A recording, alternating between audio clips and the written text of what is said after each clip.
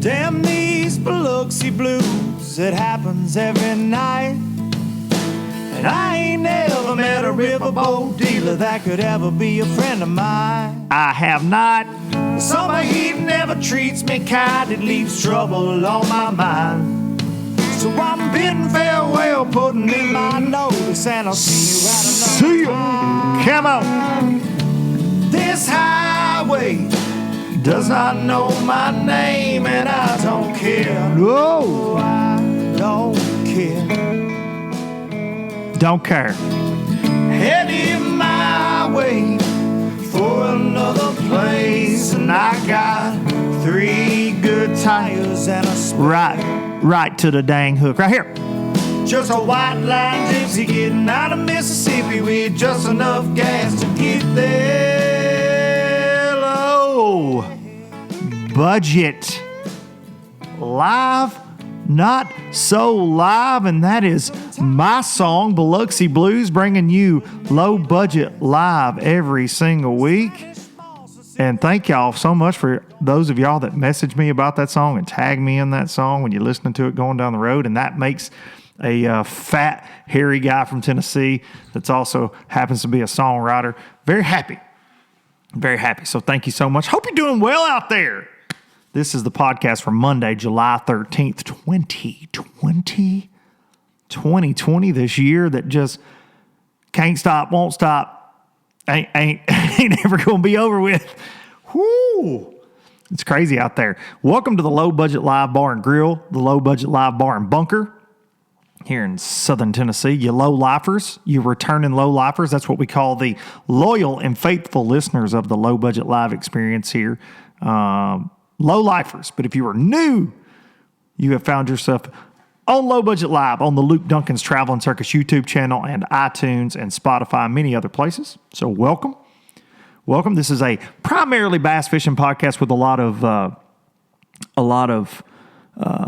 ADD moments where we talk about a lot of other things.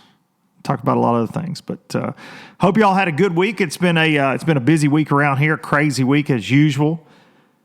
In the Duncan family, we had a big birthday this week. The Triple Threat, my lovely bride, the Triple Threat, had a big old birthday party, and I'm just kidding. All you COVID panicking people. Wasn't a big party. We just kind of grilled out. But she had a birthday this week, and that was fun. I actually killed it on a gift for once, so pat myself on the back. Did really good there. She got some bad news this week. She actually teaches at a college, and fall semester shut down, online only. So thanks, COVID, once again. And I'll be honest, I go back and forth on the COVID thing, right? Back and forth. If y'all listen to this weekly, you know my stance has changed on this 100 times since March, just like everybody else.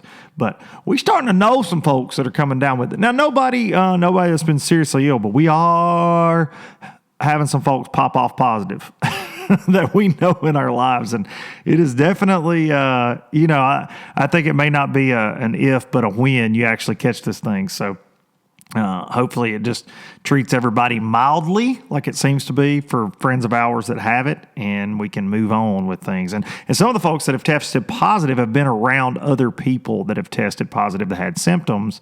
And some of these friends of ours don't even feel anything. They just got tested and they tested positive. So there's a positive to that, though, I think, because they're not deathly ill. And I know that it's really having an effect, different effects on everybody. So that's me personally. I can tell you that I'm seeing that. And these numbers they're growing again. And man, they're shutting things down again. But I surely hope that we can all get through this with our sanity.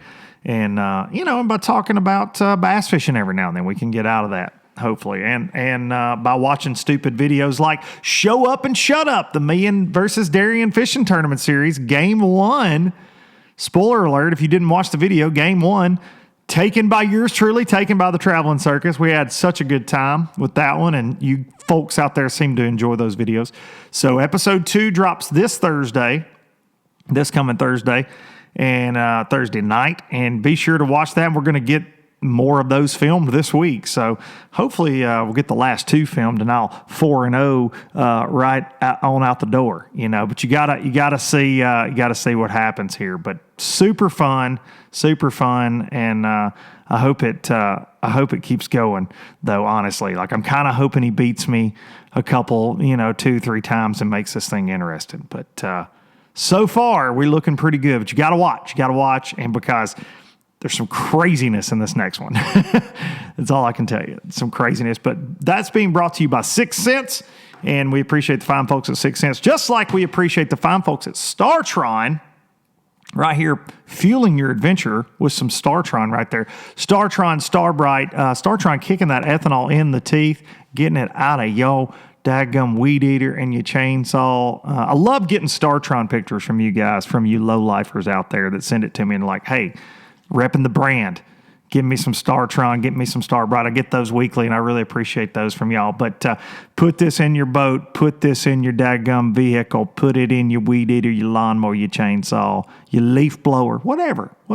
Use the StarTron and use Starbright Cleaning Solutions. But we really appreciate those guys supporting LBL in this, our 3rd year of this. Craziness. It's awesome. LBL. So had a big day yesterday. Hudson and I were able to make a little money bass fishing on a 4,000-degree day. We did the tournament. If you guys remember from a month ago, there's a small lake here at home, and they do a tournament that pays big money, $1,000 first place, really cool. But if you catch a keeper bass, it is so hard to catch a keeper there. If you catch a keeper bass, you get $100. It's a really unique setup. And Hudson yesterday, big shout out to my 12-year-old, caught the only keeper we had. He caught it at 5:35 a.m. and it was a long day. His dad was no help. I lost 2 fish that would have probably won it for us, honestly. It only took like 5 pounds to win. This place is so freaking tough. It's got big bass in it, but you don't see them a lot, especially during the summertime. And so we had almost 50 boats again yesterday on this really small lake. It's idle only. It's crazy. And I wanted to make a video again, but you don't catch a lot of fish, so it's really hard to make a video. And we just wanted to focus on having fun, Hudson and I. So we didn't really film a lot yesterday, but a lot of fun. Won another little $100. Cost us like $10 to be out there. So, hey, we're in the good. And he loves it, and that's all that matters. So having a lot of fun with those. There's several more of those this year we're going to try to participate in. It's like for me, it's like going back to my roots a lot, because after fishing the FLW Tour and fishing Bassmaster Opens years ago and really being in this industry like this for quite a long time now, working at TH Marine and being in the thick of things, the crazy, like I'm gone a lot. So this year being home, I'm getting to catch up on things that I either miss a lot or I don't get to do. And this is like a club tournament feel. Even though they fish the same lake all the time, it's a really good group of guys. Everybody's, crisscrossing boats on this small lake all day long. Nobody has an attitude. It's really cool. And these guys are great fishermen. A lot of really, really, really, really good fishermen in this deal. But it's just fun. It's like this was the second one, seeing all the guys again and watching them, people joke and pick at Hudson and myself. It was it's a lot of fun. And I miss, because when I was 12, my dad had me in a bass club, and I miss doing that, because I don't get the opportunity because I'm gone. And a lot of these clubs, when I was fishing FLW, a lot of people, for whatever reason, they have a problem with somebody that fishes a, quote, pro event, right? Fishing a smaller level tournament, even though there are great fishermen in those that they should be worried about more than me, who's not home. But anyways, a lot of people don't like that just because of the stigma of that, and that's fine, whatever, to each their own. And it's really cool. These guys are gracious, and they're very, seem to be very proud to have us out there fishing. And my brother fishes them, so that's even that much more fun. And for me, we beat my brother yesterday. On you, Blake. I know no sportsmanship, especially when it comes to beating my brother, because he beat me last time. So got him and Eric, his fishing partner. We beat them yesterday. Even though they lost some fish, they should have beat us, but we beat them. We edged them out yesterday. Barely. But it was a good time. It was a really good time. And like I said, it makes me go back to the fishing business. the business of fishing, there's a lot of that purity, that, common ground that we lose with people, especially like the big tournament world, I feel like. And man, that club level and local level is so important. The fruit jar tournaments and things like that, man, they just, like, I miss that, because the only reason you show up is just because you love bass fishing. The only reason. And you are there, whether it's 100 degrees, whether it's 10 degrees, whether it's raining, snow, whatever. And you're there week in and week out, and you're buying those guys, that do that every weekend, and they're buying the tackle, and they're, fishing out of whatever boat they can fish out of, whatever they can afford, and it doesn't matter because they're just on the water. I love that, because a lot does get lost with $80,000 boats and $20,000 worth of electronics. And look, I pot calling the kettle black. I am that dude. I drive around an 80,000. I'm very blessed. I'm very fortunate. I do have that, but I miss that. And a friend of mine that fished this tournament yesterday, he actually finished third, Michael Brewer.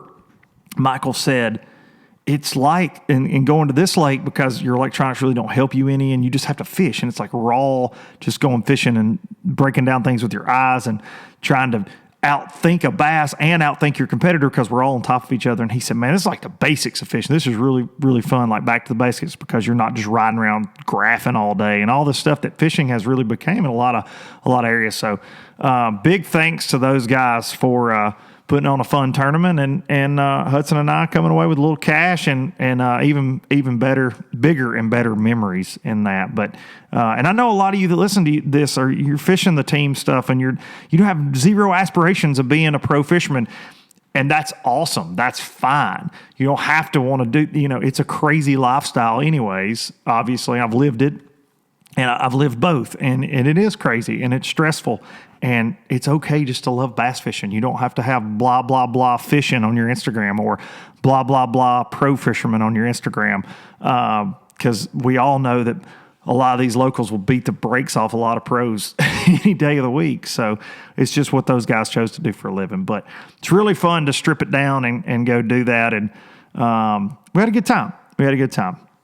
So thanks to those guys. All right, here we go. A lot of you have been messaging me. A lot of you have been commenting.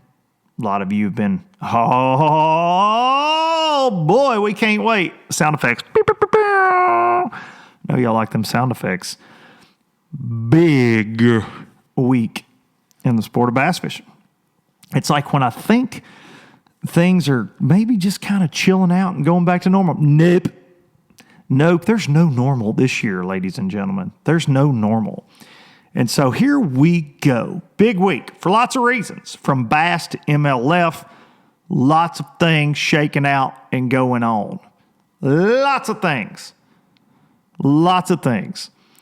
First of all, the Bass Pro Tour is up on Sturgeon Bay. And as I called it last week, this is really, you say things like that, like sports commentators say things like that to make themselves feel smart, but calling that they're going to catch them at Sturgeon Bay is really not hard.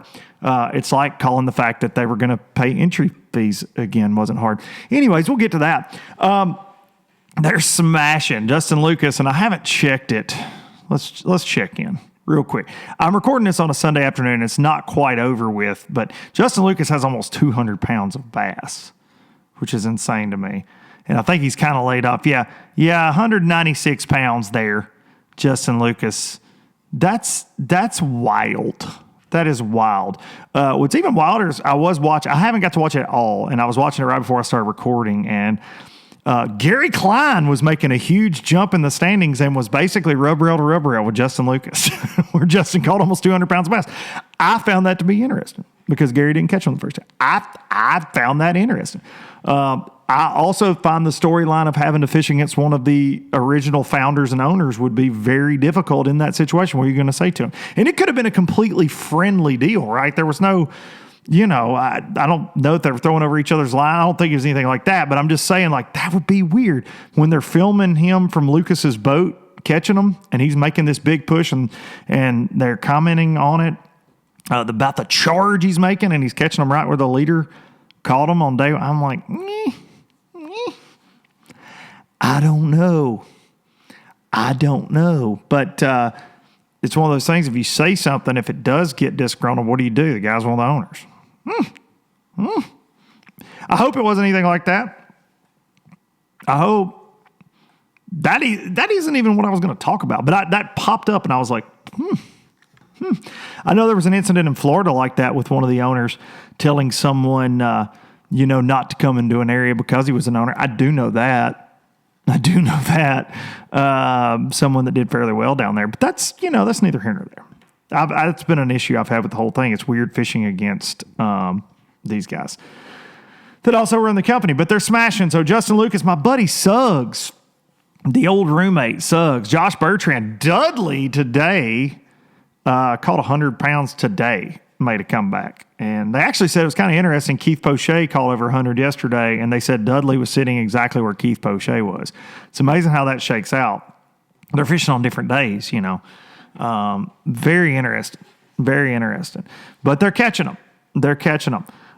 With positives with MLF, for me, always come the negatives, because there are lots of negatives associated with this. To me, this week, what could have been one of the greatest bass fishing tournaments of all time.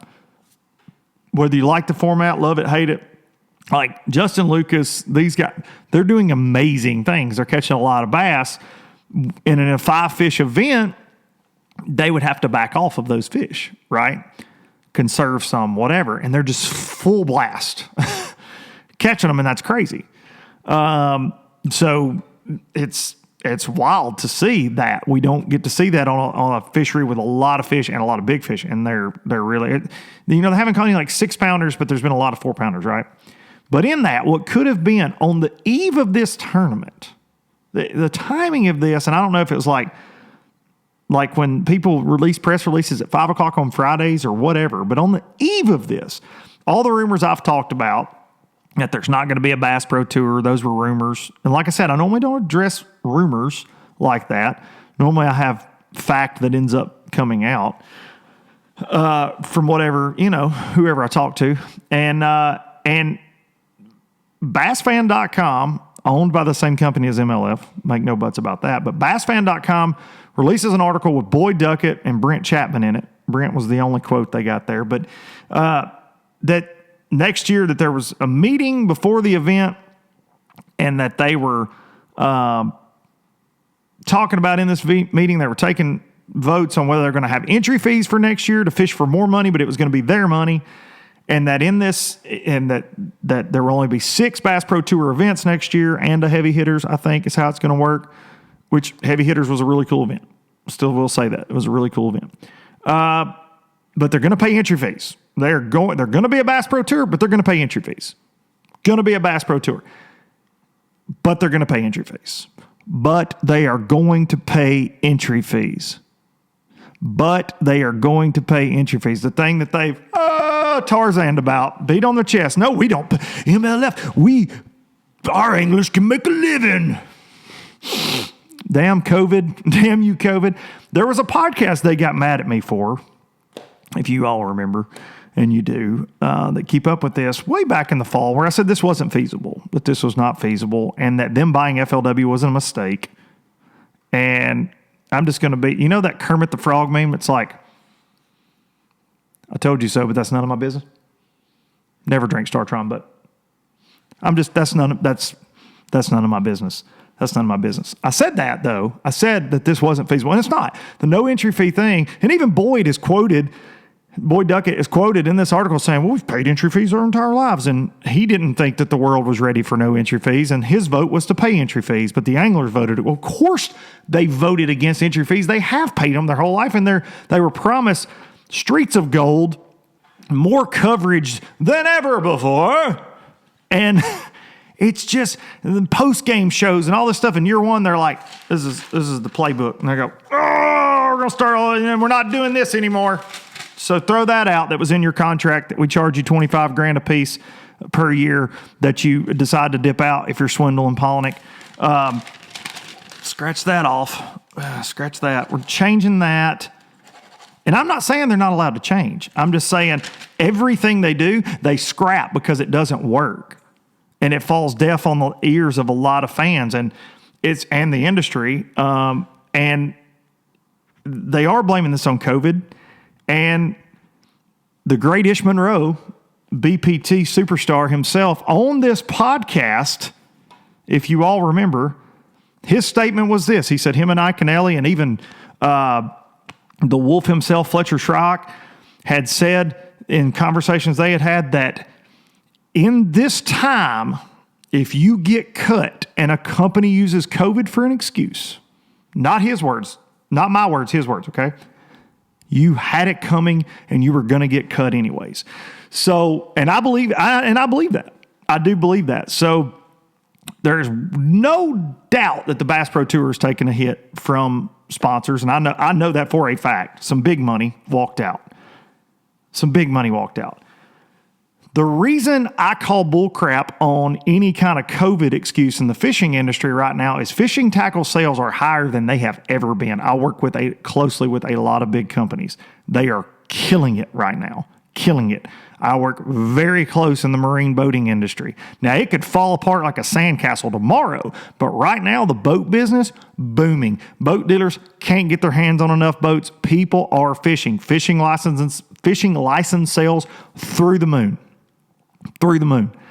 People are out fishing. People are learning about fishing. You want to talk about growing the sport? The sport is being grown right now as a whole. Not tournament fishing, but just fishing as a whole. People are out with their families. It's one of the only recreational sports we can participate in right now in a lot of states because of the COVID restrictions. So if you want to tie it back to COVID, there you go. The sport is growing because of COVID.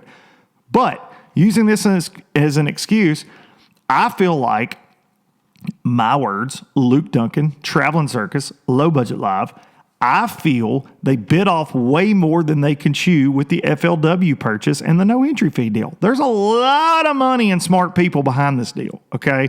I've said that multiple times.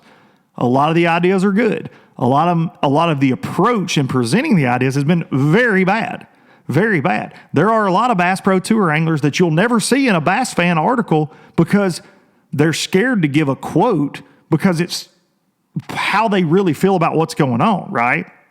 The same reason that this meeting that came up in this article in Bass Fan wasn't a mandatory meeting. Not all 80 Bass Pro Tour anglers were even in it, okay? They weren't. So how can you have a meeting about the state of affairs and next year and you don't say, hey guys, we need all of you here? It's because you don't want negative feedback because you've already made up your mind in what you're going to do. And it's your right as a business, but don't act like it's all angler owned and angler voice and angler. We're making all the decisions. No, it's not. It's just like Bass and FLW was. It's a business, which is what I said from the beginning. There are people making money and it's not the anglers. It's not set up that way. It's just like any other tournament organization ever. And that's fine. The problem is when you present it to the fans and to the world is something different. This is so great for the anglers. Kind of like cutting the payout this week. You still had an event, but the payout was less. Went from $100,000 at every other event to $60,000 this week, but they didn't pay entry fees. And I know what some of those guys would say is, hey, we still got to fish a entry fee free event, and I got a chance to make money for my family in this crazy year. Much respect. That's fine. Totally fine. But nobody talks about the fact that the payout dropped. Nobody. I've had that sent to me by so many people, but nobody's talking about that. But what they are talking about is that they're going to pay entry fees next year. It's just going to be a normal tournament trail, except they're going to pay entry fees, and except there's going to be fewer big names fishing it next year if they can get out. Not many of them because they're not fishing the opens, but all this is announced after you can't get in the Bass Opens anymore, right? They had that first Central one. So it's bullcrap. And my favorite thing is they're also going to let them being the Bass Pro Tour anglers, the greatest field ever assembled, the top of the heap of the mountaintop, and most of them are, they're going to let them fish the FLW Pro Circuit next year, which is the qualifying grounds for the Bass Pro Tour. So they're going to allow them to pay another $30,000 in entry fees And there's only going to be 6 of those next year. So you're going to, hey, congratulations on getting the invite to the BPT. Now you get to pay entry fees to not only one organization, but 2. Sign right here. But if you want to leave, you get to pay $25,000 to leave. What the hell is going on? God. Jeez. Let that crap sink in, guys. If you're Gerald Swindle and Brandon Palaniuk, you're like, all the way to the freaking Bassmaster Classic. Good gosh. But hey, they got Redcrest and the Thunderbolt dance off. I know, man, there are people that are all in with it, but right now, all that being said, there are businesses struggling. I understand that. They may be struggling strictly because of COVID and nothing else. I don't know their financials, and that's what Tim Horton would say if he was on here, or one of the other owners or whatever. I'm not throwing Tim under the bus specifically at all. I'm just saying I've had Tim on the podcast and we've debated back and forth. Him and Spoyer, telling me I don't know the ins and outs. And I don't know their financials, but neither do they. Neither do they. They are told what they're told, but they don't know. And for them to leave their lives, like if we could just rewind and go back when FLW was FLW and Bass was Bass, we were good. We were good. This turd in the punch bowl that came in, the TV show was fine. If we could have just left it alone, maybe COVID doesn't happen. Maybe COVID doesn't even happen if it wasn't for him. I'm blaming 2020. Just kidding. Just kidding, Jim. Don't pick up the phone, Jim. I'm not blaming you for COVID.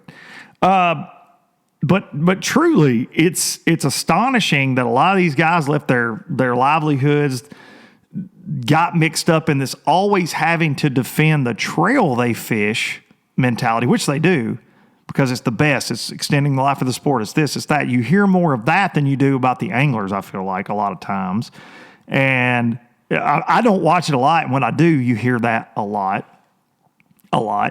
So I feel like they'll be like, hey, listen, these guys pay entry fee. They pay the best entry fee. We pay the most entry fees at MLF. MLF, we pay more than the next guy to fish professionally. I feel like it'll be something like that. They'll definitely brag about it.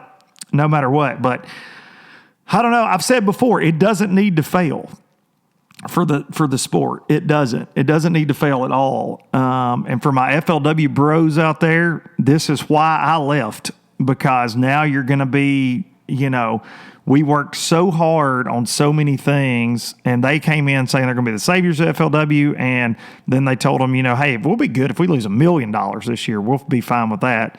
With that kind of mentality, that was said to anglers in meetings and things, and it's just astonishing to me at what's actually taking place. And now these guys, and if I'm an FLW guy, I don't want to fish against them. If that is the mountaintop, we're not growing the sport, because how is a casual fan that pops in and goes, okay, well, and it's the same way in the opens with the elite guys fishing against guys trying to qualify. I get it. I see that argument all the time, and I understand that. Or at the Toyota level to qualify for FLW, you got FLW pros at the Toyota level. Like, I get it. That sends mixed signals. How is it a qualifying ground if the guys that have already qualified are dipping down? Like, Major League Baseball players don't get to play in the minor leagues unless they get sent backwards, for an injury or skill thing or whatever. So I get it. And with our sport, that's just a little different. But to offer that up to 80 of them, and you've already got 150, 160 boats on tour anyways. You had these super tournaments, 206 boats. That's too damn many for a professional tournament, even if it does mean they're going to pay 100 spots and all that. But it's just like a good friend of mine I was talking to that fishes the tour. He goes, what's the difference in us having 150 and paying 75, which they were, 65, 75, whatever it was, and having 200 and paying 100? He's like, they're trying to act like it was the greatest payout ever. He's like, we had the same deal without having 80 of those guys. And like 50 of them got checks. 50 of them got checks. So I don't know, man. It's like now that's a thing. And they ran off so many FLW sponsors. I think there's a struggle there. I do. And we as a fishing industry do not need them to fail. We need them to get their crap together. But we don't need it to fail, because FLW is a long-standing, great organization with BFLs and now these Toyotas and whatever. Man, it's just, if if they see confusion among the ranks, how are you going to sell? Because this is what Gerald Spoyer said on this podcast and Tim Horton, that they're trying to build this stepping stone to the top where guys don't have to pay entry fees once they get up there. They both said it. And how are you going to sell this dream to a 16-year-old kid? And he's like, man, I get to the FLW, I'm one step away from the Bass Pro Tour. Oh, wait, I got to fish against Kevin Van Dam if he so decides to pay an entry fee and fish, which he won't. But what? Bad move. They say it's temporary. I hope it is. I hope it is. For their sake, I hope it is temporary. For the anglers that threw away. But I dare say this. Not only, which they're saying they're going to drop the bottom 10, which drop the bottom 10 back to FLW, but they already fish FLW. This is year 3 coming up. Very confusing. Very confusing. Very, very confusing. So you're going to lose some there, but I think you're going to lose some to bass. And I think after that year 3, it's going to be like this. Oh, contracts, what? Oh, we're out of here. I think that's what you're going to see.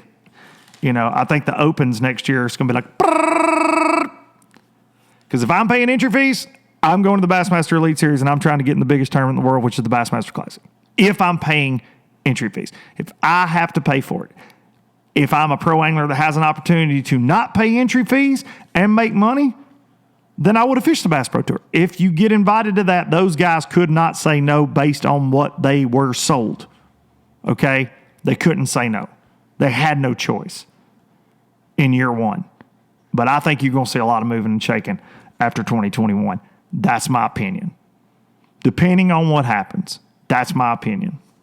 My opinion rubs a lot of people the wrong way, and a lot of y'all like it, so there it is. I don't say it because I think I'm smart. I say it to get it off my chest, and I'm simply making observations. Comment below if you're watching on YouTube on what you think about it. I know a lot of you are going to let me know exactly what you think about it. Whew! Good times. Good times. Poor Bassmaster, right? Poor Bassmaster. Cayuga got the axe this week, and they've still got 2 more elites planned in the state of New York, you know, which is New York's super, super, super hypersensitive to the COVID testing, the COVID numbers going up, and they have like a list of states. And basically, they're saying you have to self-quarantine in New York if you come from one of these states for 14 days, and you have to be tested. There's all these crazy regulations. And look, I get it to a certain extent. But bass is supposed to go to Champlain, Waddington, and Cayuga. Waddington on the St. Lawrence River, which is, you know, everybody's favorite tournament every year, I feel like, as far as just fish catches, like the Sturgeon Bay deal, just a blast to keep up with. It's where a lot of us never get to go to these places, so it's fun to live vicariously through these guys.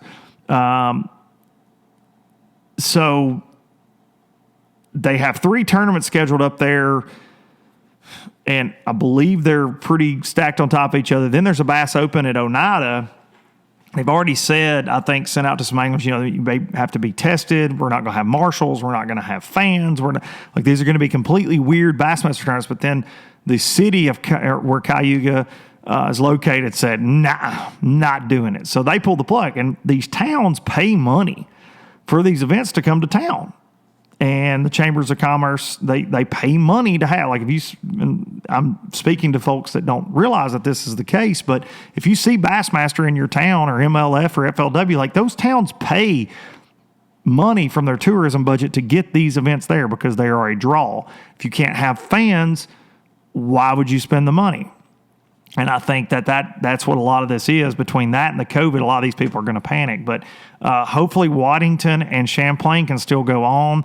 Then Oneida, the Open, can go on, because I feel like for bass, and I'm speaking way out of turn, just like I do on all this, but I feel like for bass, financially, you have to be able to boom, boom, boom, have those tournaments just from a logistical standpoint of having everything up there, your crew, the stage, and all that. I think it makes more is more better, more gooder, right? To have all those tournaments up there, not just have a one-off and then come right back home. So I think that they're trying to get the most bang for their buck. So fingers crossed that one of these other New York cities doesn't pull the plug, because if they do, I think they'll have to cancel that swing. That's my opinion. I think that they would be better off to then try to drop back and punt and reschedule those. I said last week that they need to make it happen, and they do. They do, because those are great fisheries. They're going to catch a lot of fish. They're going to be great events to watch. They're going to be great events to participate in if you're an elite pro. Everybody likes going up north in the summertime if you're a primarily southeastern, south central United States guy, Midwest guy. We all like going up there. Most of the tournament trails do that. So everybody's in a good mood. It's just fun. It's fun. It's like going on summer vacation. So there's lots of reasons they need to go. They need that to work for them, I feel like, because their year has been, it's been up and down, man. It has been because of, and they can definitely blame COVID just on the scheduling part of it. Like it's a difficult situation. And MLF's been there too, and FLW. Like it's been difficult with all these travel restrictions and things. Like it's been a hell of a year for these folks. On that front, it has been for all the tournament organizations. And not only the pros, but the small mom and pop trails and the team tournaments and the clubs. Hell, it's been crazy. It's been crazy. So rescheduling those events, a lot of people don't realize what it takes to do that. And I myself just know a little bit about what it takes to plan those events and what all takes place. But it's a big undertaking to get these towns to invest and to make sure the facilities are right and it's in the right area at the right time. And because let's be honest, nobody wants to watch a bass tournament where it's going to take 10 or 11 pounds a day, right? We want to see big weights, big fish. It's a freak show. It's a freak show. So reschedule them in the southern part of the United States when it's hotter than blue blazes ain't what everybody's wanting to do. So fingers crossed for bass on that and their anglers that we can get back to fishing. But Cayuga got nixed off the schedule. I don't know plans to replace that. I have no idea. I have no idea what's going to happen with that at all. Something I wanted to bring up earlier for a topic of discussion on low budget. I keep knocking my dang microphone around today. But something I want to bring up too, during the FLW, like the fact that FLW anglers are going to have to fish against BPT guys if the BPT guys choose to fish. If you're an FLW guy, do you then look at the National Professional Fishing League? You know, those guys have announced 60 anglers. It's a new trail. They have big plans. They don't have any crazy plans, right? 5-fish format, drive-through weigh-ins, $50,000 first place. Nothing mind-blowing, right? Paying checks down to 45th place. Just a bass tournament. Bass tournament. And with entry fees, $30,000 in entry fees. A lot of money. A lot of money. But if you were paying $30,000, and they have ideas for live coverage and they have ideas for drive-through weigh-ins, some good ideas, right? But if you are an FLW Tour pro, and that's what you've been doing, and this is all going like it's going, are you paying? Because let's be honest, only one guy wins an event. So if it's $50,000, I understand that's not 100. I do. It's not 100. It's just like this week in the BPT. It's 60 grand from 100 grand. It's the it's the fact that they're not paying 100 grand in the half forever, right? Like there's that's an issue, but they're going to pay $50,000. So there's only one guy that wins an event, but the checks are the big deals, and they're going to pay essentially the same thing that the other professional trails pay. So if you are a guy on the FLW Tour, maybe you've never won one, maybe you've won once, but you've got this career where you just fish, you pay your entry fees, you fish the FLW Tour, and you're a check casher, you show up, you fish hard. Why wouldn't you give that a look? And then you know, if your dream's the classic or whatever, you go fish the opens and those. Why wouldn't you do that instead of fishing FLW again? I think there will be guys do that. I do, because the NPFL, with what they're trying to do, in those 60 anglers that have been announced, there are not a lot of household names. We've talked about that. They're not. But the household names are household names because they fish the other deals. And this is a new deal, right? There's a lot of really good fishermen fishing it. There's going to be some people you're going to get to know. But I think that I really believe you're going to see some folks you know sign up for it. I do. Now, will they do that and the FLW Tour too? I don't know if anybody will pay $60,000 in entry fees to Bass. I don't know. I don't know what their sponsor situations are, their financial situations, what have you. But I know this. If I've got an opportunity to go fish against 125 and pay the same entry fee and live coverage and all that jazz, I don't know. I think this makes them stronger than they were before all this happened. And do I think they would have had a problem filling their field? No, they're going to have a full field. I really do believe, but I think that this helps. This helps, and I know a lot of FLW guys gave this a hard look when it first came out because it was right when MLF bought FLW, and so I say you better watch MPFL to see what happens roster wise. And it's July. It's a long time. They're not even starting till March. They're not even starting till next March. So a lot of decisions can be made between now and then. A lot of decisions. So, yeah, I wanted to mention that just because I think in all this, and I've said it myself, like it's not a real thing until it is, right? It's not a real thing until you see the first tournament. And these guys are working towards that. We had them on the podcast. It was a great episode. Many of you watched it, commented, listened. Paul Benson was on. I enjoyed the conversation. And I think they've got to be mentioned in this conversation because they're going to get some anglers. They're going to get some anglers. And I think because anglers want that show up, 5 fish, no bull crap.